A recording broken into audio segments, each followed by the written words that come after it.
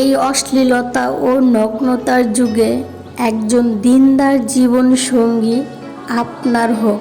স্ত্রী শুধু দায়িত্ব নয়, আমানত। আর আল্লাহর দেওয়া আমানতের সঙ্গে অন্যায় করলে জবাবদিহি একদিন আপনাকে করতেই হবে। জামাই শ্বশুর বাড়িতে গেলে শাশুড়ি চিন্তা করে কখন কি খেতে দেবে, কিভাবে যত্ন করবে। জামাইকে আর ছেলের বউ গেলে শ্বশুর বাড়িতে শাশুড়ি তখন চিন্তা করে কখন কোন কাজটা করতে দেবে, কোন কাজটা তাকে দিয়ে করানো যাবে।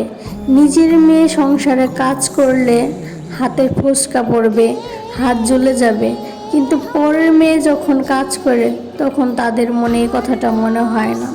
আসলে একজন স্বামী যদি ভালো হয় তাহলে শ্বশুর বাড়িতে স্ত্রীর অনেক মর্যাদা থাকে। স্বামী যদি খারাপ হয় তাহলে শ্বশুর বাড়িতে তার কষ্টের সীমা থাকে না। স্বামীর ইনকাম ভালো তো শ্বশুর বাড়িতে স্ত্রীর জায়গা ভালো, স্বামীর ইনকাম খারাপ তো শ্বশুর বাড়িতে স্ত্রীর কোনো জায়গায় নাই।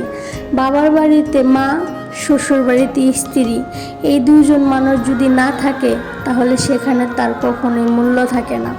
আমাদের জীবনটা আসলে এরকমই, আমরা ভালো করে শেষে ভালোর মূল্যটাই দিতে জানি না।